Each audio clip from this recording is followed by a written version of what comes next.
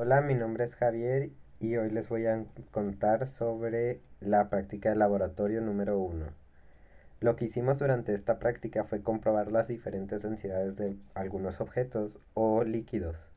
Por ejemplo, miel, el aceite, piedras o monedas incluso. Esto con el fin de asegurar de que sus densidades fueran correctas y saber cómo eran diferentes densidades comparadas con el agua. Para hacer esto usamos diferentes tipos de materiales, como ya dije. Un cilindro, creo que era de cobre, una moneda de 50 centavos, un peso, 5 pesos, aceite, jabón, jabón líquido, pues, alcohol etílico, glicerina, eh, miel y una piedra del jardín, por ejemplo. Para sacar, por ejemplo, el volumen de cada una de estas cosas usan diferentes métodos. Por ejemplo, para los objetos simples, como por ejemplo el cilindro, lo único que hice fue sacar el área de la base y multiplicarlo por la altura para saber cuánto era su volumen. Pero por ejemplo en los líquidos lo que hacía era vertir una cantidad aproximada de 20 mililitros de cada uno de los líquidos en un recipiente y ya con ese recipiente sacar el volumen más o menos en promedio, ya que el recipiente tenía una forma más simple de usar. Y por ejemplo, el caso más complicado en este caso fue la piedra, ya que obviamente su forma no es uniforme, tiene abolladuras o huecos o diferentes cosas que no lo hacen perfecto. Lo que haces en estos casos, por ejemplo, es tomar un recipiente con agua, como este, por ejemplo, y lo que haces es tomar tu objeto y, y primero marcas dónde está el agua. Viertes el objeto y la cantidad que se eleve, eso es lo equivalente al volumen que esto toma. Así puedes sacar el volumen que cada uno de esos objetos toma.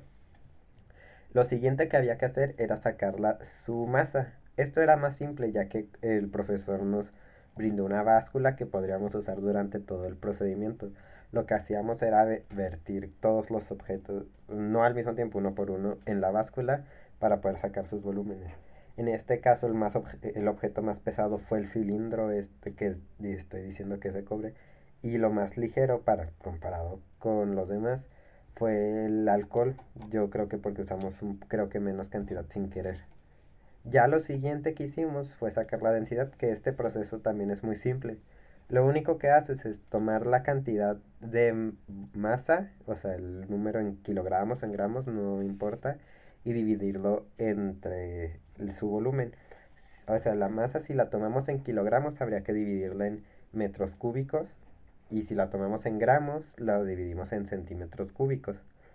Ya con esto nos pudimos dar cuenta que los objetos que se sintieran más pesados tendrían una masa más pesada.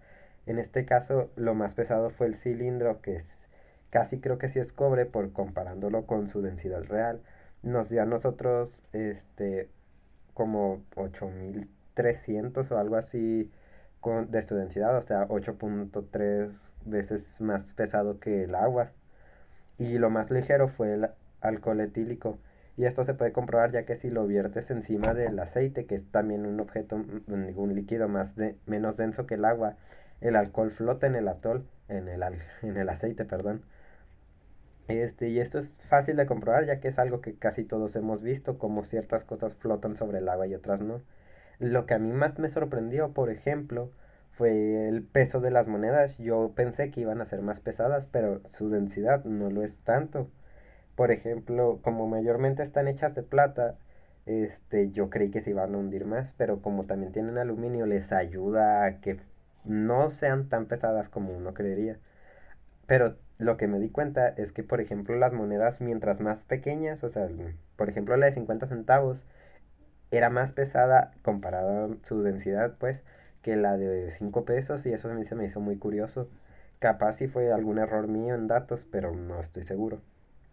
Y por ejemplo, la piedra también fue de los más pesados. La miel también fue más pesada que el agua, como por 2 veces más densa que el agua. El, al- el, am- ¿Cómo se llama?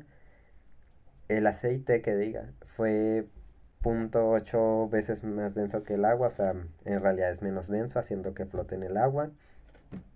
Y ya, esto nos ayudaría bastante, por ejemplo, en construcciones o en los transportes o así, que nos ayuda a saber si algo es más o menos denso, cómo se podría mover. Por ejemplo, los barcos usualmente usan materiales que eviten ser menos densos para, digo, sí, menos densos para poder flotar, ya que si usan materiales muy densos estos se hundirían. También ayuda con los aviones a que puedan mantener mejor su vuelo, aunque obviamente también ayuda mucho su forma, están diseñados para esto.